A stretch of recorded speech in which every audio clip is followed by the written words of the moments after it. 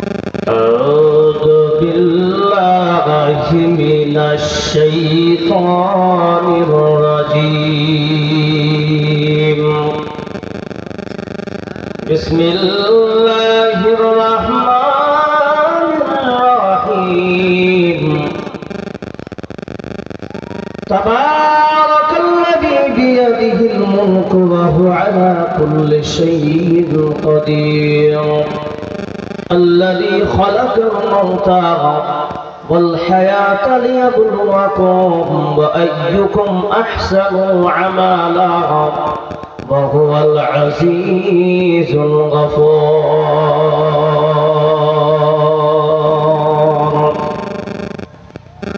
وقال النبي صلى الله عليه وسلم: من بنى لله مسجدا بنى الله له بيتا في الجنة. পথের দিশা দাও আল্লাহ, পথের দিশা দাও।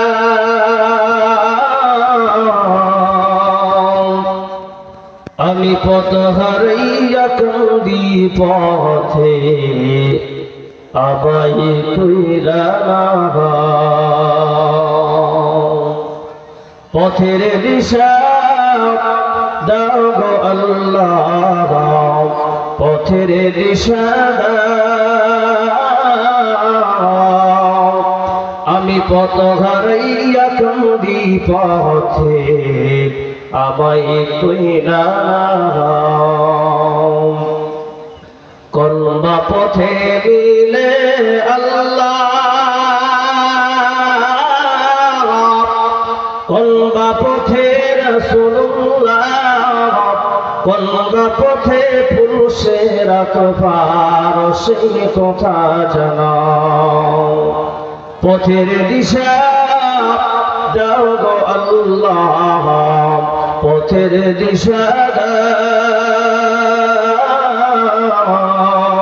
আমি পথ হারাইয়া কান্দি পথে, আমায় কইলা না। আয়েশা তবে মারলো মিছে, খেটে খেটে বেকার করে, অরে আমার ভাবনা ভেবে জীবন গেল কেটে। পথের দিশা দাও গো আল্লাহ, পথের দিশা দাও। আমি পথ হারাইয়া কান্দি পথে, আমায় কইলা না। আমি চোখ তাকিতে হইলাম কানা, পথের দিশা নেই কো জানা। তুমি পথ তুমি অন্ধ চোখে দয়াল চোপি বাতি যে জ্বালাও। পথের দিশা দাও গো মুর্শিদ, পথের দিশা দাও। আমি পথ হারাইয়া কান্দি পথে, আমায় কইলা না। উপস্থিত মঞ্চে উপবিষ্ট যোগ্যতম আজকের সভার সুযোগ্য সভাপতি সাহেব, ওলামায়ে হযরত, দূর দূরান্ত থেকে আগত মেহমানান ইকরাম, অত্র এলাকার আল্লাহ পাকের জাকিরিন শাকিরিন মুহিব্বিয়ান এদাম, পর্দা নাসিমা ও বোনেরা, প্রশংসা তামাম তারিফ সেই মহান রব্বুল আলামিনের, যিনি আজ আপনাকে আমাকে সকলকে অত্যন্ত ভালোবেসে একটি মহতি সভা, একটি ইসলামিক সবাই আসার বসার পাশাপাশি কিছু আলেমকে বলার মতো, আপনাদেরকে শুনবার মতো যে মহান স্রষ্টা তৌফিক ইনায়েত করেছেন, সেই মহান স্রষ্টার আমরা সকলে শুকরিয়া আদায় করি, জোরে সোরে পড়ি আলহামদুলিল্লাহ। লক্ষ্য করে দরুদ ও সালাম নাজিল হোক শ্রেষ্ঠ নবী জনাবে মুহাম্মদ রাসূলুল্লাহ, সকলে পড়ুন সাল্লাল্লাহু আলাইহি ওয়াসাল্লামের উপরে আল্লাহুম্মা সাল্লি আলাইহি আল্লাহুম্মা বারিক আলাইহি। আপনাদের সম্মুখে সূরা মুলক থেকে 1-2 নম্বর আয়াত আমি তেলাওয়াত করেছি। বুখারী মুসলিম থেকে একটি হাদিস আপনাদের সামনে রেখেছি।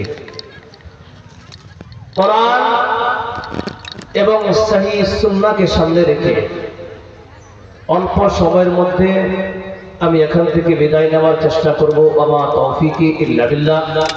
রব্বি ইশরাহ লি সাদরি ওয়া ইয়াসসির লি আমরি ওয়াহলুল উকতাদাম মিন লিসানি ইফকাহু কওলি।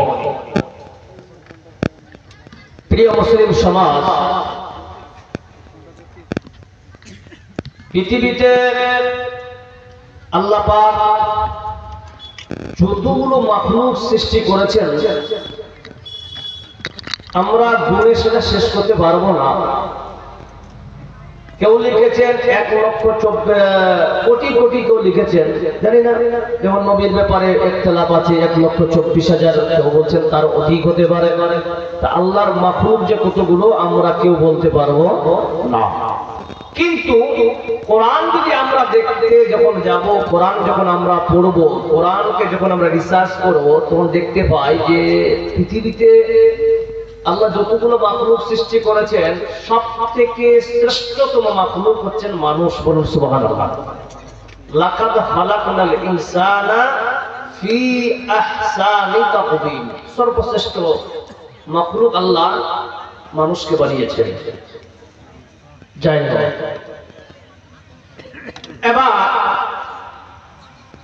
এই মাখলুককে যে সর্বশ্রেষ্ঠ বানানো হলো, এর অনেকটা কারণ রয়েছে। কারণ এদের জন্য সুসংবাদ রয়েছে জান্নাতে, দুঃসংবাদ রয়েছে জাহান্নামে। ভালো করে বুঝে, এই মাখলুক, এই মানুষ কে আল্লাহ জাহান্নামে দিবে, আবার এই মানুষকে আল্লাহ জান্নাত দেবে। কেন? এই বিষয়টা জানার দরকার আছে। সর্বপ্রথমে বলি, একটা মানুষকে আল্লাহ এত সুন্দর করে তৈরি করেছেন, কিন্তু তৈরি করে যে দুনিয়ার জিন্দেগিতে পাঠিয়েছেন তা নয়। দেখেন আপনি গত 10 তারিখ থেকে নিয়ে আজকে 20 মাধ্যমিক পরীক্ষা হচ্ছে কিনা আপনাদের এলাকায়? কথা বলেন। জি, যারা ক্যান্ডিডেট ওদের দেখবেন রুমে, খাস করে তার রুমে যেখানে পড়াশোনা করে বা যেখানে থাকে, সে রুমটাকে আপনি টালি করে দেখতে পারবেন যে ওদের মাথার উপরে একটা কিন্তু ছোট্ট কাগজ কিন্তু চিপকানো আছে। থাকে কি থাকে না? যেটাকে আমরা সাধারণত বলি রুটিন। রুটিন বলি না, যে কোন দিন কোনটা পরীক্ষা হবে।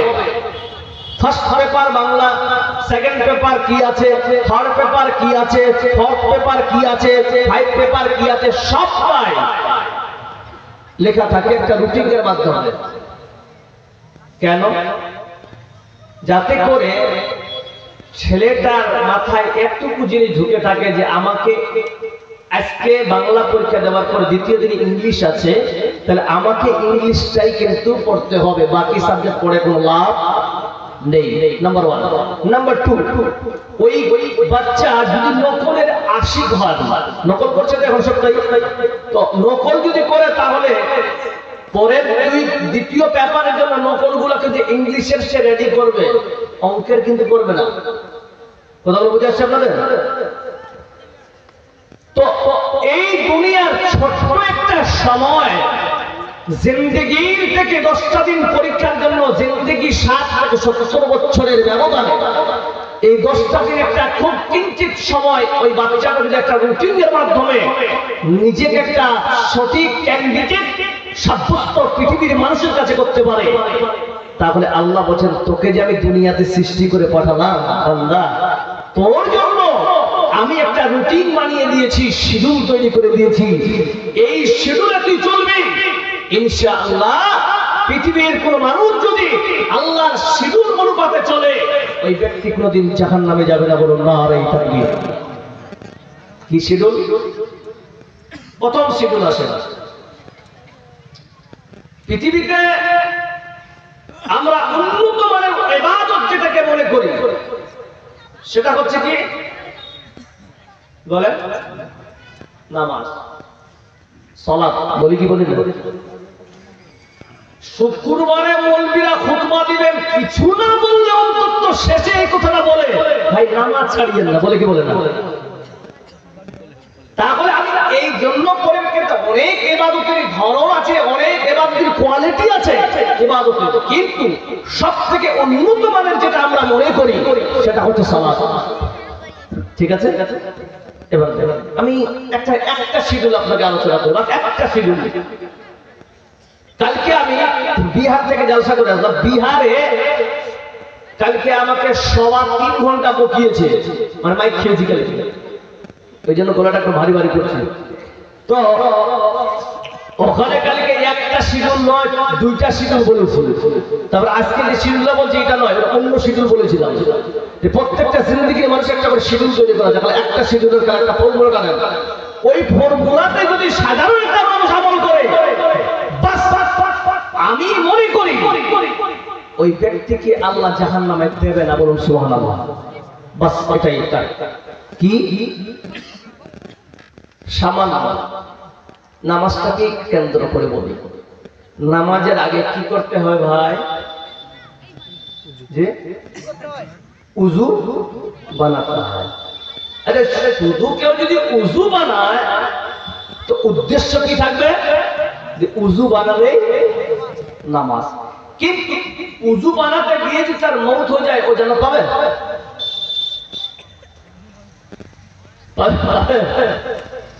জি, কনফিউজ হয়ে গেছেন।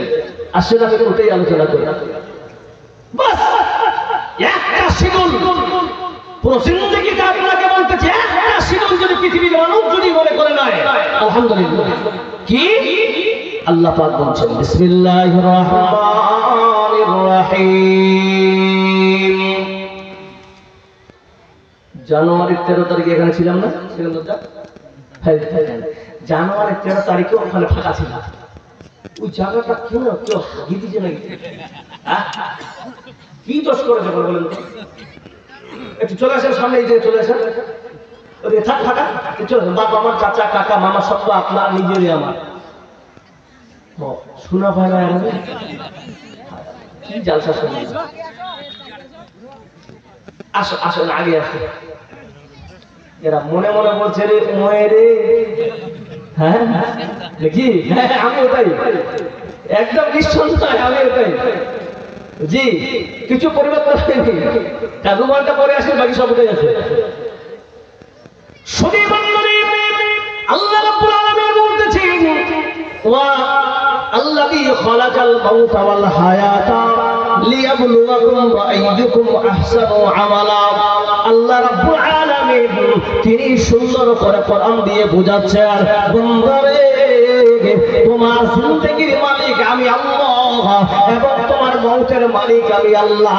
এই জিন্দেগী মওতের মাঝখানে বান্দা তোমার সৃষ্টি হয়েছে, মনে রাখবা মওত হবে। ঠিক না বেটে? মানুষের সৃষ্টি যেমন সত্য, মানুষের মওতটাও এমন সত্য। তাহলে বান্দা জিন্দেগী মওতের মাঝখানে তোমাকে আমি একটা সময় দিলাম, এই সময়টা বান্দা করবে কি? আজকে আপনি চায়ের দোকানে বসে বসে সময় কাটান, বান্দা চলে যান, বান্দা চলে যান। কোন জায়গায় আপনি কাম করতে চান, আপনি চায়ের দোকানে বসবেন, যান। আপনি দোকানে মাল কিনতে যাবেন, যান, কোনো বাধা নাই। কিন্তু তোমার জিন্দেগীর মকসদ হলো আল্লাহ বলছে, বান্দা তোমাকে আমি পরীক্ষার জন্য দুনিয়াতে পাঠিয়েছি। বলুন সুবহানাল্লাহ। এই মাঝখানটা কি? পরীক্ষা। মাধ্যমিক পরীক্ষা দিচ্ছে যে ছেলেটা ক্যান্ডিডেট, ওর থেকে তার বাবা মা বেশি টেনশনে আছে না, তাই না? ঠিক না বেটি ভাই? কেমন টেনশন? তার বাবা মা জীবনে আঙ্গুর কিনে নি, কিন্তু দেখেন অন্য ছেলেরা পরীক্ষা দিচ্ছে যারা হাই লেভেলের মানুষ, ওদের দেখে ওর বাপও কাজু বাদাম কিনতে শিখেছে। গরিব মানুষ কেন? যে কাজু বাদাম, কিশমিশ, কাঠবাদাম, গরম দুধ, আঙ্গুর খেলে ব্রেন বাড়বে। ও বাবা তোমাকে বলি, এতদিন ধরে কোথায় ছিলে? যখন তোমার ছেলের আঙ্গুরের দরকার ছিল তখন তুমি তো খাওয়াইনি। 10 দিন খাওয়ালে কি ব্রেন বাড়বে? বাড়বে? জি না। শোনেন মুসলমান, এই যে আপনাকে বলতেছি, আপনি আমি সবাই চলতে ফিরতে পরীক্ষায় আছে। আপনি বসে আছেন, পরীক্ষা দিতেছেন, আমিও বক্তব্য দিচ্ছি, আমিও পরীক্ষা দেয়া দিই। আমার বক্তব্য যদি বলতে, আমার নিয়ত যদি হয় বান্দা আমাকে বড় বক্তা বলবে, আল্লাহ বলছেন বসাটাও বলবা, আর পড়লে তুমি 2-2.5 ঘন্টা, এটাও তোমার বরবাদ। এর ঠিকানাও আল্লাহ হয়তো আমার জাহান্নামে দিতে পারে। বলুন ঠিক না বেঠে? আপনি বসেছেন, আপনার নিয়ত যদি ভালো থাকে, আমি শুধু আমল করবো, আপনি সাকসেস হয়ে যাবে। আল্লাহ বলতেছেন তোমার বসাটাও পরীক্ষার মধ্যে পড়তেছে। তাহলে আসে আপনি আপনার শিশুটা নিয়ে যাওয়ার থেকে মন্দ। যারা যারা নামাজ পড়েন তারাও শুনবে, যারা নামাজ পড়েন নাই সামনে রমজানের মাস, সেদিন থেকে আপনারা নামাজ পড়বে। কেমন? আল্লাহ তাআলা কোরআন থেকে বলতেছে, প্রথম শিডিউল হলো বন্ধু, ইয়া আইয়ুহাল্লাযীনা আমানু ইযা কুমতুম ইলা সালাতি ফাগসিলু উজুহাকুম ওয়া আইদিয়াকুম ইলাল মারাফিক ওয়া আমসাহু বিরুসাকুম ওয়া আরজুলাকুম ইলাল কা'বাইন। আল্লাহ বলতেছেন বান্দা পৃথিবীর জমিনে মানুষরা আপনাকে বলে সামান্য একটা উজুর যদি ফজিলত আপনি জানেন, আল্লাহ তাআলা আপনার জন্য কি উপহার দিয়েছে, আল্লাহ আপনার প্রতি কত দয়াবান, কত মেহেরবান, আপনি আমি জানি না। আল্লাহ আপনাকে পদে পদে বলতেছেন বান্দারে ছয় আমার দিকে তুই একবার ফিরে থাকা, তোর জন্য জান্নাতের রাস্তা খোলা আছে বান্দা। কিন্তু কি দুনিয়ার মোহে পড়ে গে, দুনিয়ার মুহাব্বতে পড়ে তুমি আমাকে কেন ভুলে যাও? আল্লাহ রাব্বুল আলামিন সেই জন্য বলতেছেন ইদা কুনতুম ইলাস সালাত ইয়া আইয়ুহাল্লাযীনা আমানু ইদা কুনতুম ইলাস সালাত। ও মুমিন বান্দা শুনে নাও, তোমরা যখন নামাজের উদ্দেশ্যে যা কুনতুম আইয়ারাতুম, যখন তোমরা নামাজের উদ্দেশ্যে তোমরা বার হবে, ফাগসিলু উজুহাকুম, আল্লাহ তাআলা বলতেছে তোমরা নিজের চেহারাকে ধৌত করে নাও। কেন বললেন? কি কারণে বললেন? আল্লাহ কত মেহেরবান। প্রথম শিডিউল হলো আপনি যখন বাড়িতে উযু করবেন বা যেই কোনো জায়গায় উযু করেন না কেন, আল্লাহ বলছে বান্দা তোমাকে আমি কত সুন্দর ভালোবাসি রে গোলাম, তুমি আমি আল্লাহকে চিনতে পারলে না, কারণ তোমাকে আমি এই চেহারা ধ্বংস করতে বললাম। কারণ তুমি আসো, এই চেহারার মধ্যে দেখবে মানুষের চক্ষু আছে কিনা জোরে বলেন, মানুষের কান আছে, মানুষের মুখ আছে, এই মুখ দিয়ে মানুষের পাপ কথা বলেছে, বলো ঠিক না বেঠে? এই চক্ষু দিয়ে মানুষ জিনা করেছে, এই নাক দিয়ে মানুষ খারাপ জিনিস নিয়েছে। আল্লাহ বলছিল তোমাকে আমি জাহান্নামে দিতে চাই না, তাহলে আসো। কি ব্যাপার? তোমরা যখন মুখ ধৌত করবে, চেহারা ধৌত করবে, আল্লাহ বলছেন তোমার চেহারার মধ্যে চক্ষু আছে, এই চোখ দিয়ে তুমি নোংরা জিনিস তুমি দেখেছ, এই কান দিয়ে নোংরা জিনিস তুমি শুনেছ। আল্লাহ নবী বলতেছে বান্দা যখন প্রথমে উজুর নিয়েতে যাবে, আল্লাহ তাআলার নবী হাদিস শোনান মুসলিম শরীফ রাখা দেয়, যখন বান্দা দুটি হাতকে যখন বিসমিল্লাহ বলে ধরতে আরম্ভ করে, আল্লাহর নবী বলতেছেন হে আমার উম্মতেরা তোমরা শুনে নাও, যদি তোমার উজুটা ভালো আর এই দুটি হাত যখন তুমি ধোবে, এই দুইটা হাত দিয়ে তোমার পাপ কাজ হয়েছে, আল্লাহ তাআলার নবী বলতেছে বিসমিল্লাহ বলে যখন বান্দা হাত ধুবে ভালো করে, ওদের হাতের সব গুণ আল্লাহ ছড়িয়ে দিবে। যারা বলো নারে তাকবীর, আল্লাহু আকবার বলবেন না? জোরে বলেন দেখবেন আল্লাহু আকবার। শুধু বান্দারে আপনি চোখের জিনা করেছেন, চোখের জিনা করলেন, চোখের জিনা আল্লাহ আপনার সাগীরা গুনাহ মাফ করে দিল, বলুন সুবহানাল্লাহ। এই শিডিউল করলো কে? জোরে বলেন আল্লাহ তাআলা শিডিউল বানিয়েছে কেন? বান্দা যখন পাপ করবে, মুখ কমপ্লিট ধ্বংস করার পর আল্লাহ বলছেন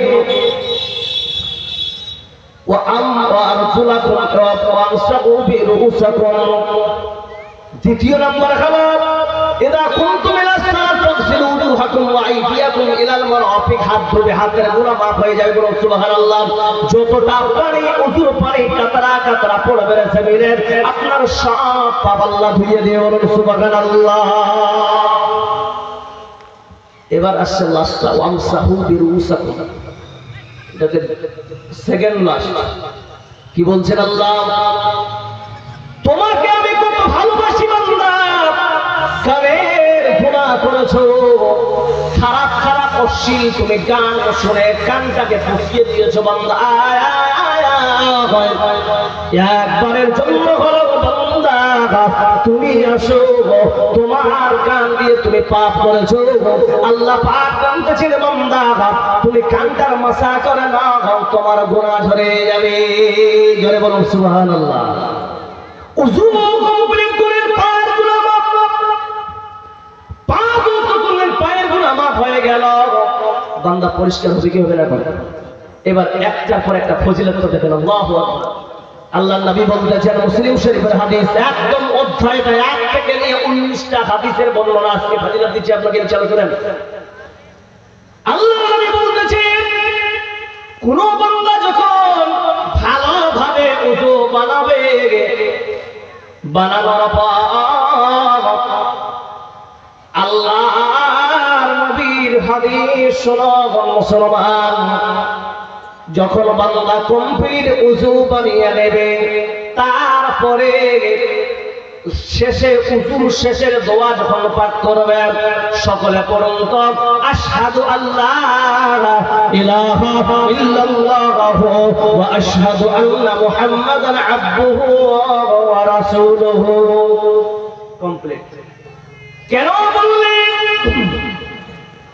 এই দোয়া পড়া অবধি আল্লাহর নবী বলতেছেন, কোন মানুষ যদি সুন্দর করে ওযু বানানো সুন্নাত মোতাবেকে শেষে দোয়া পড়ল, আর আল্লাহ তার অফার দিতেছেন, শোনো ওই বান্দা যদি এই অবস্থায় মারা যায়, এই অবস্থায় যদি মারা যায়, মুসলিম শরীফের হাদিস গোলাম, আল্লাহর নবী বলতেছেন আল্লাহ তার জন্য 8টা জান্নাতের দরজা খুলে রাখবে।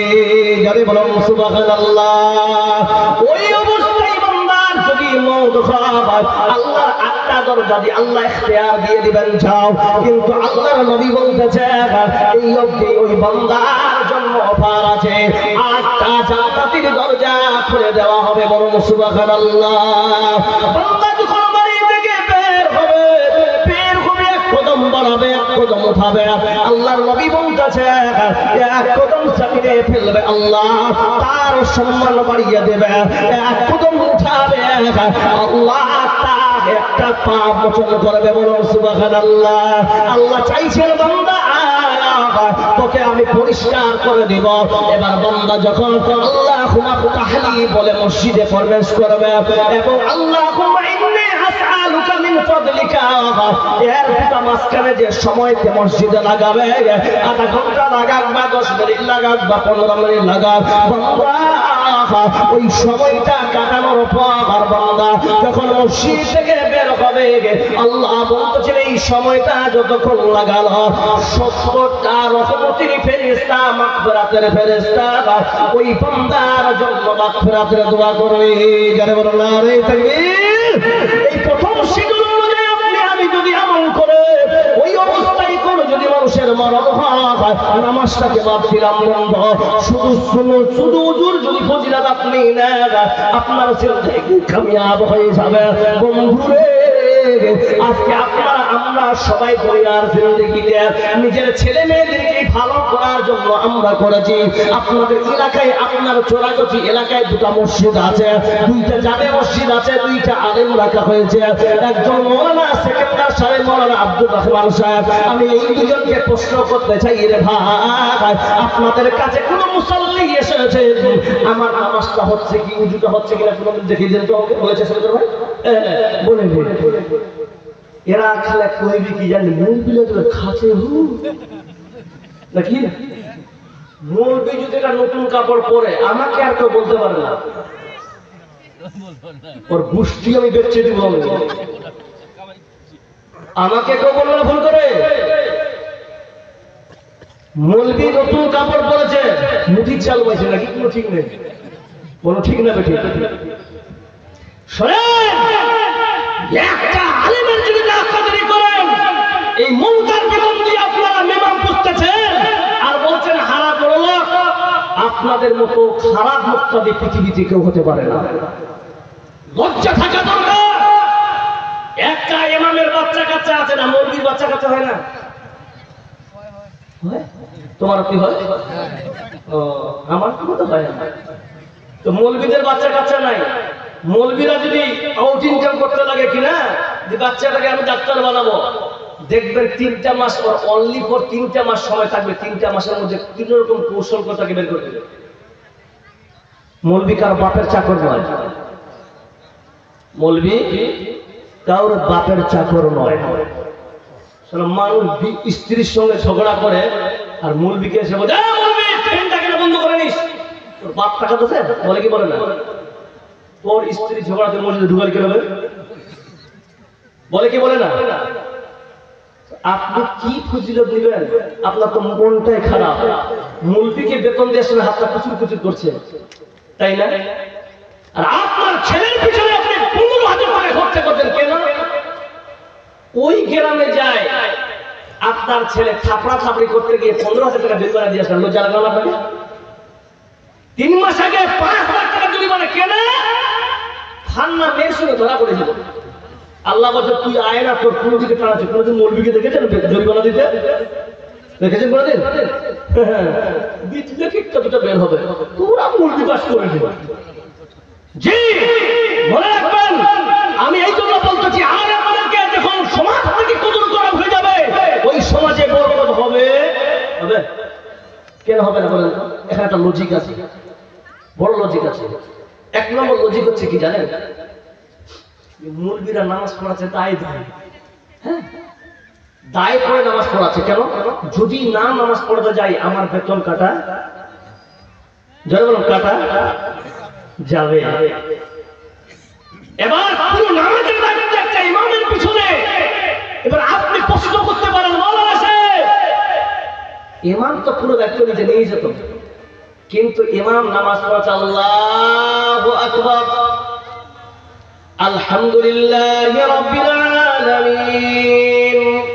হাইরে বাপ, মোর বউকে কাঁচা মুড়ি কইছো, পকেটে টাকা নেই। বলো ঠিক না বেটি? কেশিয়ারের কাছে গিয়ে বলছে, কেশিয়ার সাহেব 1 মাসের অ্যাডভান্স দেন না। টাকা টাকা দিবে কত? 1500 টাকা। আচ্ছা বলেন তো, ওর নামাজে যদি ডিস্টার্ব হয় আপনার, আপনি কোথায় যাবেন? এই জন্য বলছি যে আপনাদের গ্রামে একটা মৌলবী যদি বেতন আপনারা 12,000 টাকা করে দিতে পারেন, ওর টেনশন থাকবে? থাকবে, টেনশন থাকবে? নিম্নে নিম্নে যদি একটা 12,000 বা 15,000 বেতন হয়, ওকে আপনার প্রেসার দিয়ে বলতে পারেন, হ্যাঁ মৌলবী যথেষ্ট তো, ঠিক না বেটি? ওর নামাজ পড়াতেও ভালো লাগবে, টেনশনও থাকবে না। 1 থেকে 10 তারিখের মধ্যে কমপ্লিট কি বেতন, ঠিক না বেটি? এই জন্য আপনার নামাজ ঠিক হবে, ইমামের নামাজটা পড়াতে ভালো হবে। যখন আপনি পড়ে করবেন না, এইদিকে আসরের নামাজ পড়াচ্ছে আর বেটি কান্না করছে আর স্ত্রী বারবার ফোন দিচ্ছে, কেন? বেটির গলা বসে গেছে, শ্বাসকষ্ট হয়ে গেছে, তাড়াতাড়ি ডাক্তারের কাছে নিয়ে যেতে হবে। নামাজ পড়তে বলছে, আল্লাহ স্ত্রীকে ফোন করেছে কিন্তু আমার কাছে অতগুলো অ্যামাউন্ট নেই, আমি বহু জায়গায় দেখেছি গো, ইমামকে থাপ্পড় মারতেও দেখেছি আমি। আলহামদুলিল্লাহ ওই ব্যক্তি বর্তমানে এখন জেলে আছে। জি, ইমাম যতই আপনার কিছু হোক না কেন, ইমাম ইমামের জায়গায় রাখবেন। আর অসম্মান করে আপনি নিজেকে ধ্বংসের পথে নিয়ে যাবেন। কে আপনাকে ইমাম বানিয়ে বানাতে বলেছে? আপনার ইমাম। আপনার মেয়ের বিয়েতে ওই ইমামে গিয়ে নিকাহ পড়াচ্ছে, বলুন ঠিক না বেঠিক? ইমামের সম্মান করবেন, লাভ কি? আমি যে বিষয়টা বলতে যাচ্ছিলাম, এদের যদি কদর করেন আপনাকে অটোমেটিকলি কদর করবে। যদি বলেন কেন, একটা ছোট্ট উদাহরণ দিলে আপনি পুরো পুরো পুরো বুঝতে পারবেন বিষয়টা, যে মূল বিষয়ে এরকম কি বলতে যাচ্ছিলেন। সবাই নামাজ পড়ছেন, কেউ হাত বাঁধতে সঠিক হয় বাঁধছে না। এবার সেকেন্ডার মৌলানা সাহেব বলছেন, সেকেন্ডার দা আমি উদাহরণ দিয়েছি, রাগ করিয়েন না। ফের এক জায়গায় যাচ্ছে করতে গেছে, আমার পাশে হাদিস সাহেব আছে, মনে করেন হাদিস সাহেব চোর, আমি চুরি করিনি, উদাহরণ দিচ্ছি। সেকেন্ডার সাহেবকে বলছি, মনে করেন ইনি নামাজ পড়াচ্ছেন, দেখছেন যে 5 জন নামাজ এবার হচ্ছেই না, নামাজের তারিকা ভুল, ইনি কি করবেন? তোমার জিনিসই নামাজ পড়া আমার দেখেন, আমি তো ঠিক পড়ছি। এটাই ছিল সারাংশ আজকের কথা, ঠিক না? ঠিক। আর এই বাংলা আবার আমাকে সুন্দরভাবে ভালোবেসে দেখেন বন্ধুরা, এখানে সুন্দর কেন? যে এই বান্দা আমাকে যথেষ্ট হেল্প করে, কোনোদিন 50 টাকা দিয়ে, কোনোদিন 100 টাকা দিয়ে সঙ্গে করে বাজারে নিয়ে গেছে, নিজে 1 কিলো পাঙ্গাস মাছ কিনেছে, এই লোকটা আমাকে 1 পোয়া বাড়ির জন্য কিনে দিয়েছে, বলুন সুবহানাল্লাহ। ওই মৌলবি কোনদিন চাইবে না যে এই বান্দা ভুল ইবাদতের কারণে জাহান্নামে যাবে, চাইবে? করে বলেন চাইবে না, কারণ ওর মাথায় একটা ঢুকে গেছে, এই লোকটা আমার 1 টাকা হলেও হেল্প করেছে, বলুন সুবহানাল্লাহ। এর নাম হচ্ছে আলেম। আর না হলে সারা জীবন বেনামাজি, এই নামাজ পড়ে লাভ নেই, নামাজটা যদি না হয় আপনার কোনো লাভ নেই। কথাগুলো বুঝে আসছে আপনাদের? শুধু মন্ডলী, আল্লাহ রাব্বুল আলামিন বলতেছেন, বান্দা শোন, এই জিন্দেগিতে শিডিউল তুমি পালন করেছো? বলে হ্যাঁ। কেমন শিডিউল পালন করলা গোলাম? সুন্দর করে আল্লাহ রাব্বুল আলামিন বলতেছেন, পৃথিবীর জিন্দেগিতে বান্দা তোমার আমল কেমন হবে? আমল তোমার হবে ওয়া আহসানু আমালা, নেক আমল বান্দা করো, নেক আমল বান্দা করো, নেক আমল বান্দা তোমার যদি হয়, আল্লাহ তোমার জন্য জান্নাত রেখেছে। কেমন বান্দা? আজকে আমরা পৃথিবীর মানুষেরা, আপনারা কান খুলে শুনে, দিন দিন পরিবর্তন মুসলমানের ঘরে ঘরে, আমাদের গায়ের মুসলমানদের পরিবার ঢুকে গেছে, বলুন ঠিক না বেঠিক? আল্লাহ রাব্বুল আলামিন বলতেছেন, ওয়া মা আতাকুমুর রাসূলু ফাখুযুহু ওয়া মা নাহাকুম আনহু ফান্তাহু। আজ আপনাদের এলাকায় অনেকে দেখতেছি নতুন নতুন প্রোডাক্ট আপনারা আবিষ্কার করেছেন। আগে আমরা দেখতাম বিয়ে যখন বরযাত্রী আসতো, তখন গুরু গাড়ি আটকাতো বাঁশ দিয়ে, নাকি ঠিক না বেঠিক? তারপরে দেখলাম বাঁশ উঠে গেল, শালা শালিগুলা মিলে হাত দিয়ে আটকানো শুরু করলো, বলো ঠিক না বেঠিক? বলছি আমল বরবাদ কেমন হয়।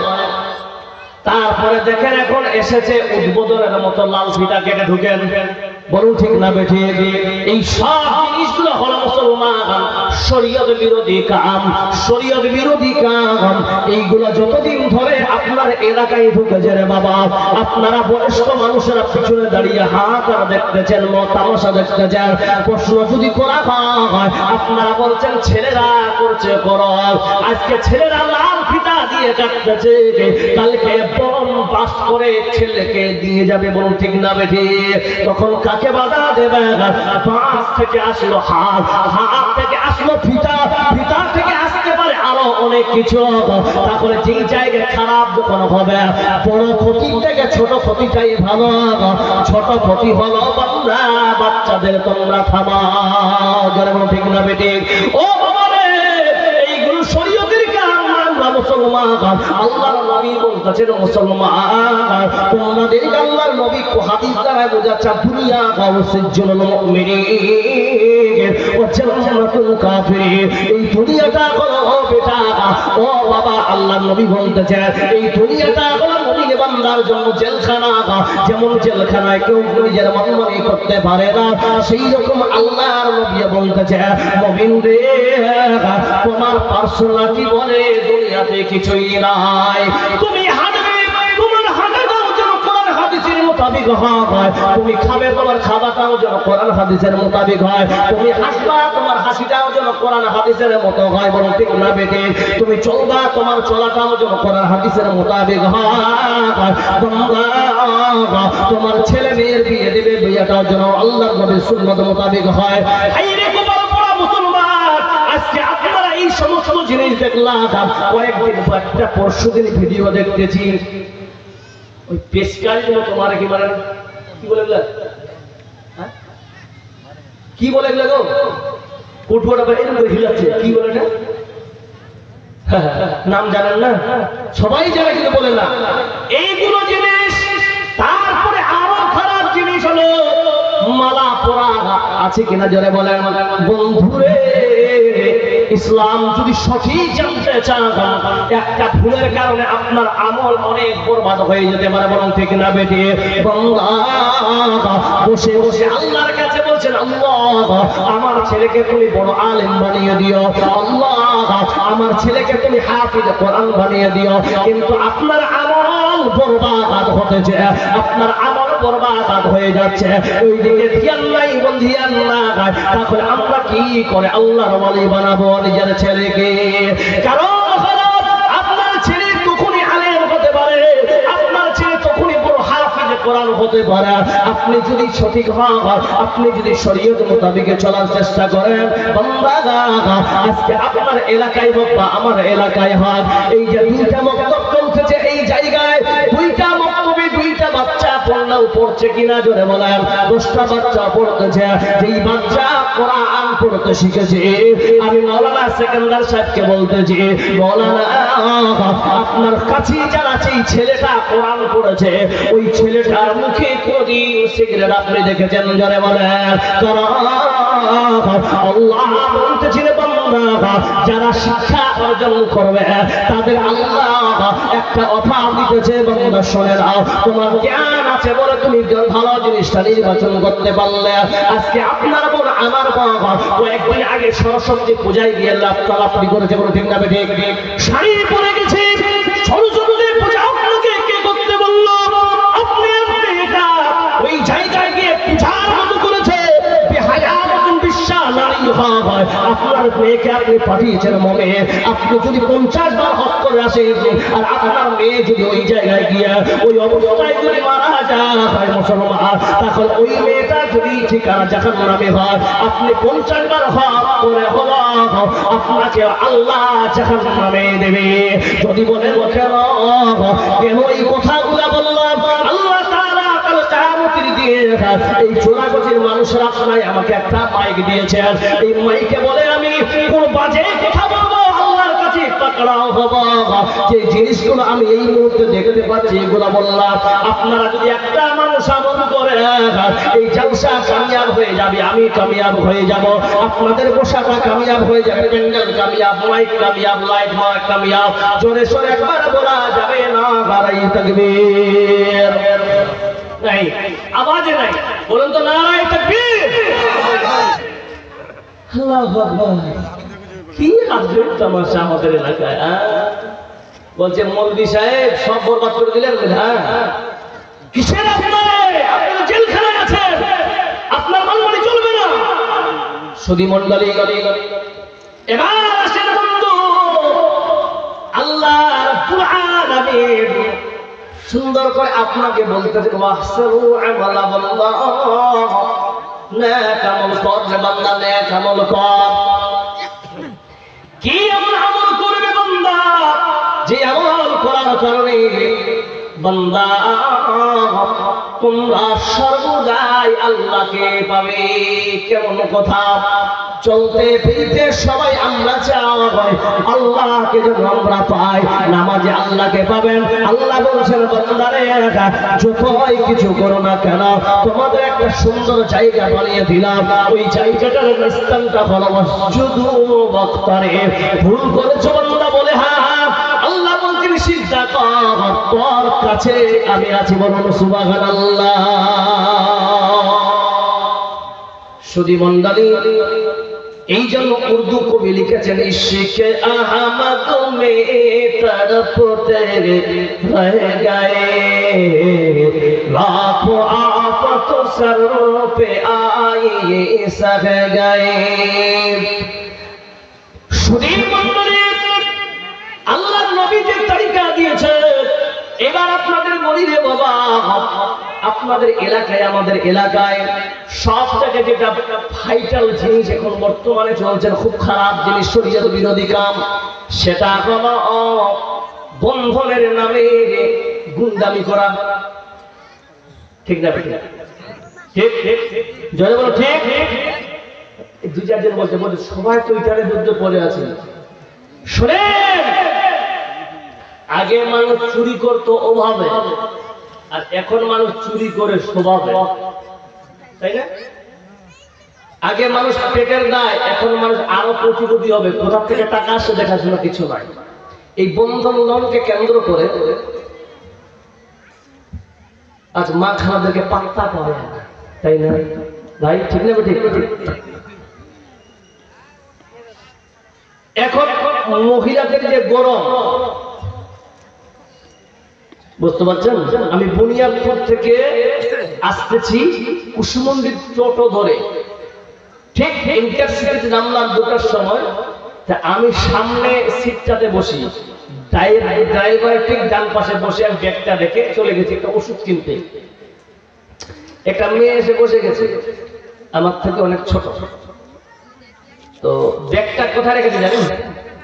আর আমার ব্যাগে একটা কোরআন থাকে, দুই একটা বই থাকে। মেয়েটা মুসলিম, ব্যাগটা রাস্তার নিচে, রাস্তায় সড়কের উপর রেখে দিয়েছি।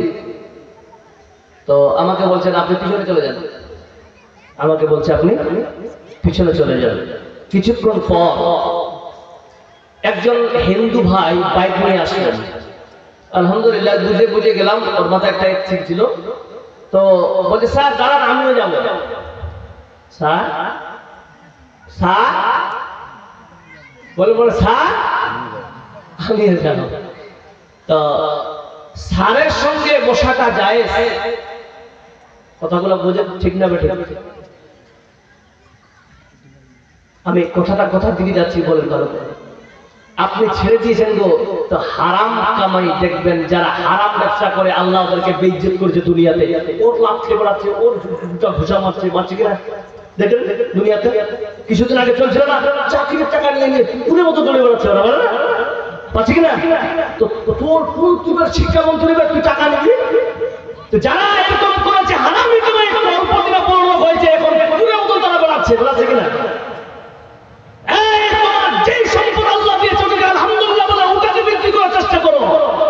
এই দুনিয়া কারো বাপের নয়, এখনকার বাজার এসেছে সম্মান নয়, চাকরা উড়িয়ে দিবে একদম।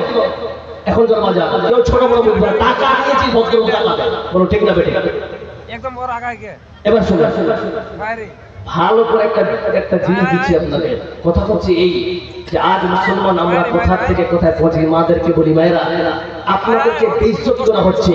আল্লাহ নবী জনাবে মুহাম্মদ রাসূলুল্লাহ সাল্লাল্লাহু আলাইহি ওয়াসাল্লাম তিনি যখন সর্বপ্রথমে বিয়ে করেছিলেন খাদিজাকে, আল্লাহ নবী হযরত খাদিজা রাদিয়াল্লাহু তাআলা আনহা বিয়ে করার পর তিনি বাসর রাতে যখন দেখতেছেন আল্লাহর নবী মুহাম্মদ সুন্দর করে কান্না করতেছেন, বসে বসে ডুকরে ডুকরে কান্না করতেছেন। মুসলমান ছেলে মেয়ের যদি বিয়ে হয়, ছেলে কোনোদিন কান্না দেখেছেন?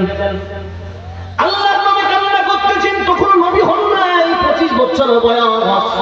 মায়েরা কত বড় শিক্ষা আছে আল্লাহ নবীর প্রথম বিয়েতে। দেখেন আপনি কোন জায়গায় আছেন, আর আল্লাহ নবী পৃথিবীর জমিনে মানুষকে কি দিয়ে গেছেন।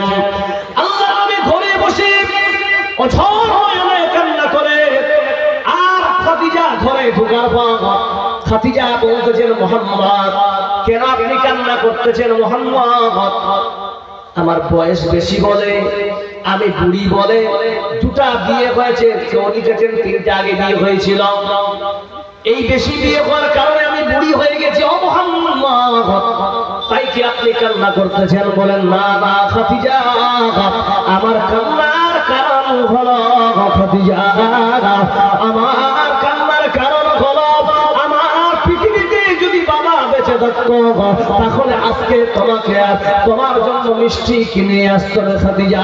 আমার মা যদি বেঁচে থাকতো খাদিজা, তাহলে শুনে নাও, আমার মা তোমার জন্য বিষটা মুখে নিয়ে তোমার গালে দুটো চুমা দিত, তোমার কপালে চুমা দিত। বলুন সুবহানাল্লাহ। খাদিজা, আমার পাই নাই ঘর না গায়, আমার পা নাই মা নাই খাদিজা, আমি এত অসহায় এত অসহায়, আজকে তুমি আমাকে ঠাই দিয়েছ, আমি কান্না করতেছি, আমার মাও নাই বাবাও নাই। বলে এবার আপনাদের এলাকায় যদি এরকম ছেলে বাসর রাতে স্ত্রীকে এইরকম ঘটনা শোনায়, তারপরে দিলে কি বলে যেন পাও ফিরানি, কি বলে পাও ফিরানি, পাও ফিরানি নিয়ে বাবার বাড়িতে যাবে, দ্বিতীয়বার ফিরে আসবে। আসবে কেন আসবে না? বলবে ও বাবা, একটা ফকিরের বেটার হাতে তুমি আমার বিয়ে দিয়ে যাও, বাসর রাতে যেই গল্প শোনালো তার মানে তার কাছে কিছুই নাই। দেখেন বন্ধু, প্রকৃত স্ত্রী কারা আমি এই জন্য বলতেছি রে ভাই, শিডিউল আপনাকে নিতে হবে, শিডিউলটা আপনাকে একটা দিয়ে দিচ্ছে রে মা। সেই হলো মেয়েরা। খাদিজা রাদিয়াল্লাহু তাআলা আনহা কত বড় লোক ছিল, আপনি তো সামান্য গ্রুপ করেন, আপনার সুদের টাকা বাড়িয়ে আপনার গ্রুপের লোন নিচ্ছেন, তাই আপনার এত ধ্যান। মানুষকে মানুষ বুঝতেন না, মানুষকে মানুষ মনে করে না, বড়দেরকে দেখি বসতে দিলে বলে না, এরা লজ্জা করে না, বড়দেরকে লজ্জা করে পালিয়ে যেতে হয়। বলুন ঠিক না বেঠে? বন্ধুরে, প্রকৃত স্ত্রীর কি মর্যাদা দেখেন। আল্লাহর নবীকে বলতেছিল খাদিজা, ওগো নবীজি, আপনি চোখের পানি ফেলবেন না, আপনি চোখের পানি ফেলবেন না। আমি হলাম খাদিজা, রাহিকুল মাকতুমে লেখা আছে, আল্লাহর নবী একজন রাইটার শফিউর রহমান মুবারক লিখেছেন যে খাদিজা 40 মণ স্বর্ণের মালকিন ছিলেন। বলুন সুবহানাল্লাহ। কয় মণ? 40 মণ, 16 কুইন্টাল স্বর্ণের মালিক। তিনি আল্লাহ তাকে বানিয়েছিলেন মালকিন। ওই মহিলা আল্লাহর নবীকে বলতেছেন, মুহাম্মদ এক ফোঁটা চোখের পানি ফেলবেন না। বলছেন কেন? খাদিজা বলতেছেন, আল্লাহর নবী গো, ওগো মুহাম্মদ, আপনি কান্না করবেন না। আমি খাদিজা আপনার সামনে এলান করে দিলাম, আমার যত সম্পদ আছে, যত সম্পত্তি আছে, যত ইস্তাবর আস্তাবর আছে মুহাম্মদ, আমি সব আপনাকে দিয়ে দিলাম। যারা বলেন নারে তাকবীর। শুধু মন্ডলী খাদিজাকে বলতেছেন, নবী ও খাদিজা, এত করে দেওয়ার কারণ কি? খাদিজার উত্তর দেখেন, খাদিজা বলছেন, নবী গো, আপনাকে দেওয়ার উদ্দেশ্য হলো আপনি ইয়াতীমদেরকে খেয়াল রাখেন, বিধবাদের খেয়াল রাখেন, আপনি গরিব মানুষকে খেয়াল রাখেন। আমার মাল আপনার হাতে যদি পড়ে যায় হারাম জায়গায় যাবে না। জোরে সরে বলুন সুবহানাল্লাহ। সেই খাদিজা একদিন রান্না ঘরে রান্না করতেছে, আর আল্লাহর নবী দাওয়াতের কাজ সেরে এবার বাড়িতে প্রবেশ করবেন।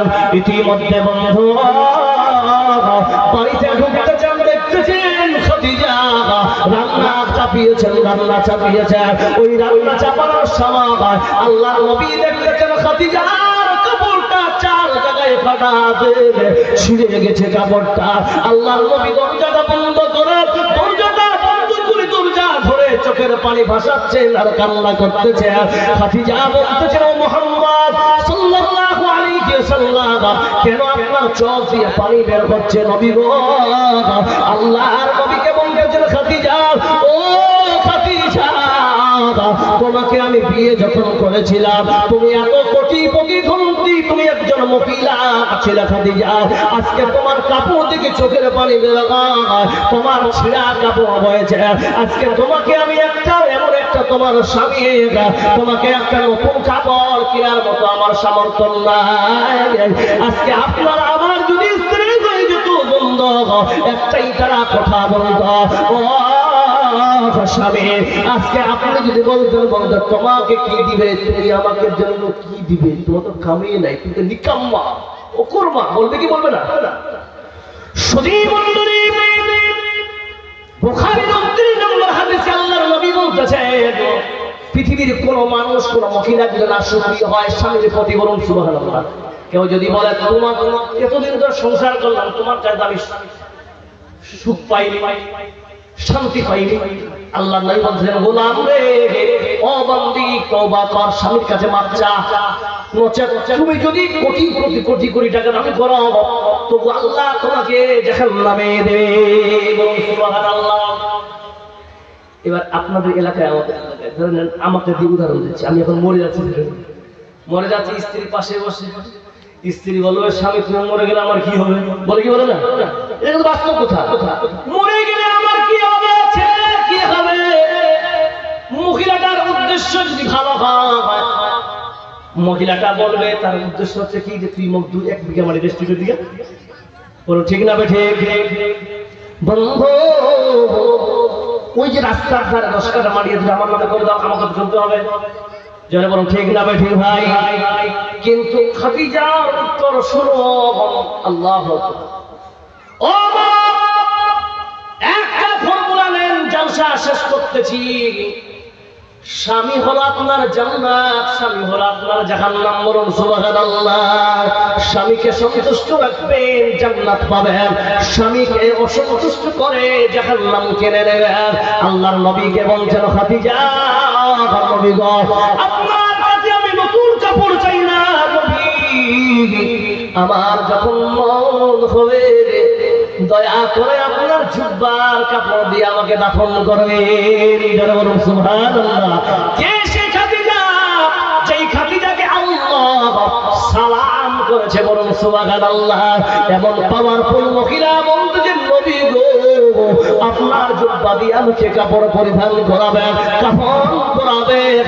কেন কেন বলছেন আপনার কাপড়ে জাহান্নামের কবরের আযাব স্পর্শ করতে পারে না, পারে না, পারে না। জোরে সরে বন্যারই থাকবে। আল্লাহর নবী বলতেছেন খাদিজা, দ্বিতীয় প্রশ্ন হলো খাদিজা বলতেছেন নবী গো আমার যখন মুনকির নাকির প্রশ্ন করবে ওই সময় আপনি দাঁড়িয়ে থাকবেন। জোরে বলুন সুবহানাল্লাহ। হায় রে আল্লাহ। আর আপনার স্ত্রী, আমার স্ত্রী কি বলছে, ওই আলমার যে 3 লাখ টাকাটা আছে ওটা দিলেই হবে। কিন্তু স্বামীকে একটা কথা যদি বলতে পারে, স্বামী মরার আগে একেবারে হয় আল্লাহ কি বলুন, আল্লাহ আমার স্ত্রী আমাকে সন্তুষ্ট করেছে আলহামদুলিল্লাহ। সালফে সালেহিন লিখেছে পৃথিবীর কোন নারী যদি আগে তার মরণ হয় আর স্বামীর মরণ যদি পরে হয়, একটা স্বামী যদি তার স্ত্রীকে বলে ওগো আল্লাহ আমার স্বামী আমার স্ত্রী আমাকে সন্তুষ্ট করে মারা গেছে, 1 দিন 2 দিন 3 দিন 4 দিন 5 দিন 1 মাস 2 মাস লাগবে না, আল্লাহ বলছেন স্বামীর কথাটাই ফায়দা হয়ে গেছে, আল্লাহ ওই মেয়েটাকে জান্নাতবাসী করে দিবেন, বলুন সুবহানাল্লাহ। স্বামীর সার্টিফিকেট এত দামি, আজকে স্বামীকে আপনারা চল মারে কি মারে না, জোরে মারে না। স্বামীকে স্বামীরা কিন্তু স্ত্রীকে মারে কি মারে না, মারে যারা মারে তোরা বাহাদুর। এবার আপনি 2 থাপ্পড় মারবেন, আপনাকে মারে কি মারে না। তখন মেয়েদের বদনা হয়, খুব ডাইনিটা বুঝছি তুই রে, 2 জন আপনারা ডাইনি কেন? শরীয়তে মারার কোনো হুকুম নাই, যে হুকুম এসেছে একবারই একটা গুণ লাঠি দিয়ে মারতে হবে। আর আমরা কত শরীয়ত বিরোধী কাজ করতেছি, সেগুলোর বাইরে কাজ করি দেখেন। সেটা হচ্ছে কি নবীকে সাল্লাল্লাহু আলাইহি ওয়াসাল্লাম মেয়েদের গালে মারিও না, আর আমরা বেশিরভাগ গালেই মারি বেশি, ঠিক না ঠিক মারি কি মারি না। যেখানে আল্লাহ মানা করেছেন সেই জায়গায় হাত কামড়ে বেশি মারতেছে। এই মুসলমান, তুমি শরীয়ত বিরোধী কাজ করবে, তোমাকে ছাড়বে, তোমাকে ওদের দ্বারা শাস্তি দিচ্ছে না। এখন আপনি শিডিউলের বাইরে যাবেন, ওরা শিডিউল থেকে বাইরে যাবে, আল্লাহ হেফাজত করে।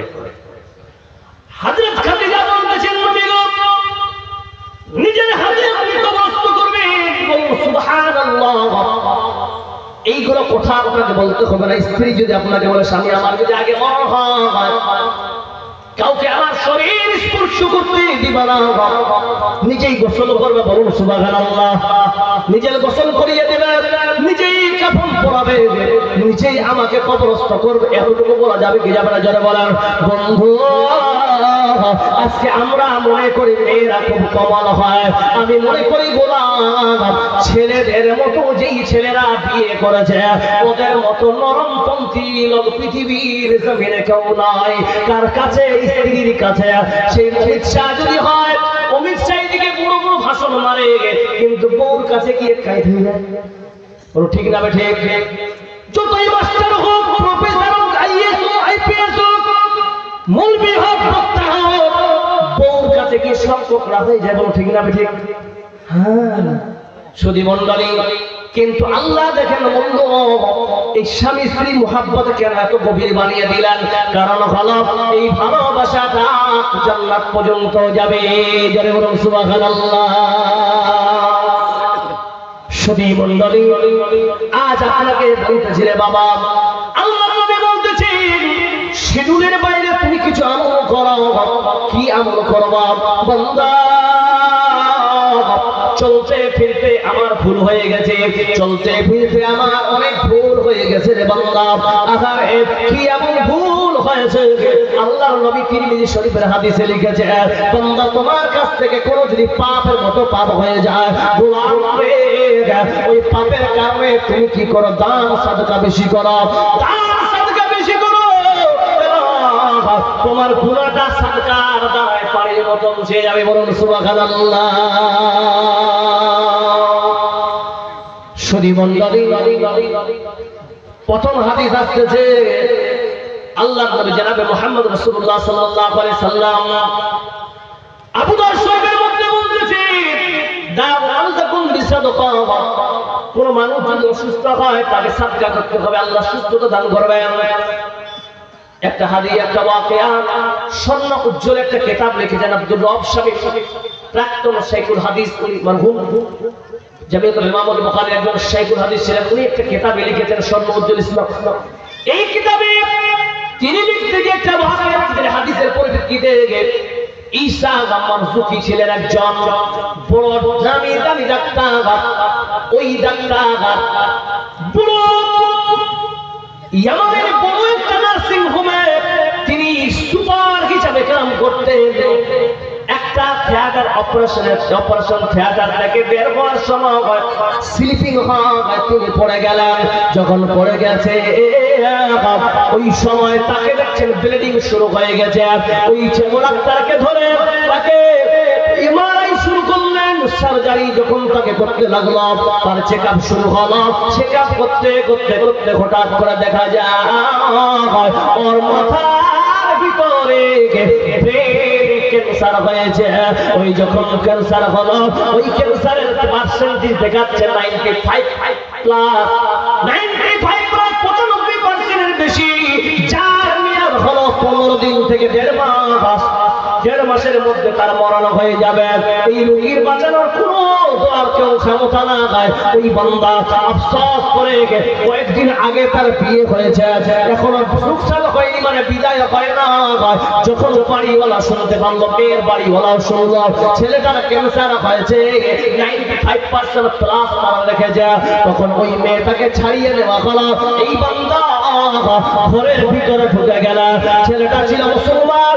ওই বান্দা যখন ঘরের ভিতরে ঢুকে গেল, ঢুকে যাবার পর ওই বান্দা রাত্রিতে গভীর রাত্রে আল্লাহকে বলছে, আল্লাহ আমি এমন কি পাপ করলাম বাবা, এত বড় তুমি আমাকে রোগ দিয়েছো।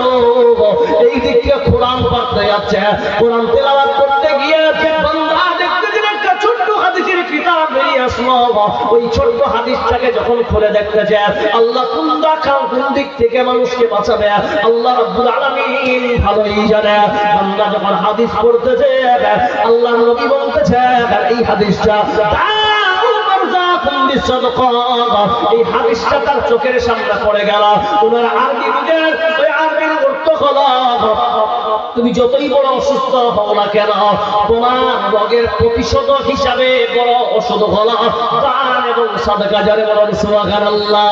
ওই বান্দা এই হাদিসটাকে মাথায় নিল, দেখেন আমল বান্দা যদি করে না ভাই, বিশ্বাস করা 20 পর্যন্ত পানি হয়ে যায়। যারে বলেন সুবহানাল্লাহ। ওই বান্দা করলেন কি, রাতারাতি ওকিল সবাইকে দেখে তার যত সম্পদ ছিল শুধু ইল্লা লিখেছে, তার পানিটা বাদ দিয়ে সমস্ত সম্পদ আল্লাহ রাস্তায় বিলীন করে দিলেন। তিনি মনে করেছিলেন আল্লাহ নবীর হাদিস সত্য না মানুষ সত্য। যারে বলেন সুবহানাল্লাহ। উনি মিয়াদ দেখলেন 15 দিন, ডাক্তার বলেছেন বেশিরভাগ 1.5 মাস থাকতে হবে। যখন 1.5 মাস হয়ে গেল, উনি বলছেন আরো 3 মাস থাকে। 3 মাস পর ওই বান্দা যখন নার্সিং হোমের দিকে রওনা দিল, সমস্ত জুনিয়র ডাক্তারেরা নার্সরা দেখে ঈসা মানসুকিকে দেখে অবাক। কি হলো? 4-15 থেকে 1.5 মাসের মধ্যে মরে যাবার কথা ছিল, আজকে সে সশরীরে তিনি হাঁটতে হাঁটতে তিনি রাসূলে ঢুকতে যায়। সব ছেলেরা, সব ডাক্তার জুনিয়র সিনিয়র বলছে স্যার আপনি তো ভালো আছেন। বলছেন ভালো আছি, তোমাদের কাছে একটা ফরিয়াদ, সেটা হলো আমাকে তোমরা দ্বিতীয়বার চেকআপ কি করবে। কেমন কথা বলছেন স্যার, চলে আপনাকে ঢুকাবো। তাকে যখন ঢুকিয়ে দেখলেন বন্ধুরা, ক্যান্সারের কে পর্যন্ত বান্দারা বলিতে নাই, বরং নারাই থাকবে। হকিকত সে এ দুনিয়া বেখবর है, दुनिया की नुमाइश पर नजर है, नमी गोया के आज दुनिया जुदा बागा वो हर कार के बाशी बा खुदा बा। सुधी मुंडली ओ जुबकेर दल, ओ আমার বাবা, ও আমার মা, শুনে রাখবে চলতে ফিরতে একটা টাকা যদি হয়, বান্দা যখন বাড়ি থেকে বের হবেন সকালবেলা বিসমিল্লাহি তাওয়াক্কালতু আলাল্লাহ বলে বের হবে, ওই সময় আপনার কাছে আপনাকে 5000 দেওয়ার দরকার না, একটা টাকা আল্লাহর রাস্তায় দিয়ে বের হবে। আর বান্দা যখন বাড়িতে ঢুকবে সাদাকা নিয়ত করে একটা টাকা হলে ঢুকবেন, বলুন ইনশাআল্লাহ আল্লাহ সব বালা মুসিবত দূর করে দিবে। নবী বলতেছেন as-sadaqatu taraddul bala, বান্দা দান খয়রাত করো যদি তোমার বালা মুসিবত দূর করতে চাও। হাইরে মুসলমান তোরা আল্লিলা ঈমান, হাইরে মুসলমান তোরা আল্লিলা ঈমান, টাকা পয়সা থেকেও তোরা, টাকা পয়সা থেকেও তোরা করলি না জেগিদান, হাইরে মুসলমান তোরা আল্লিলা ঈমান। শুধু মন্ডলী, শুধু মন্ডলী, এবার আমাদেরকে বলি আল্লাহর নবী যা দুনিয়াতে বলে গেছে যে সত্য না মিথ্যা, জোরে বলেন, জোরে বলেন। যদি সত্য হয় সবাই 2 হাত খোলা করে দেখেন তো আল্লাহর রাস্তা থেকে। আল্লাহর নবী কে কে ভালোবাসেন 2 হাত খোলা করে বলেন আল্লাহর নবী কি সত্য বলে গেছেন, বলেন হ্যাঁ। আল্লাহ নবী বলেছেন মান বানা লিল্লাহি মসজিদান বানাল্লাহু লাহু বাইতান ফিল জান্নাহ। পৃথিবীর জমিনে কোনো মানুষ যদি আল্লাহর মসজিদে কেউ একটা টাকা দান করে, একটা ঈদ পরিমাণ কেউ দান করে, আল্লাহর নবী বলেছেন তার জন্য জান্নাতে বালাখানা তৈরি করা হবে। বলুন ওই কথাটা আল্লাহর নবীর না আমাদের? কার কথা? আল্লাহর নবীর কথা। আর আল্লাহ নবী বলেছেন দান করলেই জান্নাতে বালাখানা, বলুন সুবহানাল্লাহ। জি, এই জন্য বলি আজ এই জায়গায় কেমন আল্লাহর গোলাম আছেন এই নবীর মসজিদকে ভালোবেসে, মসজিদ কিয়ামত পর্যন্ত থাকবে ইনশাআল্লাহ। যারা বলেন, যারা বলেন নারে তাকবীর। হ্যাঁ, জি একজন আল্লাহ আকবার বলে, বাকিগুলো করে ঠান্ডা দিন মৌলভী সাহেব বারবার ছিনে কইছিল বলা। জি সুধী মণ্ডলী, কে আছেন আল্লাহর এমন গোলাম? আমি এই মসজিদে বেশি নয় 20,000 টাকা দান করলাম, বেশি হয়ে গেল।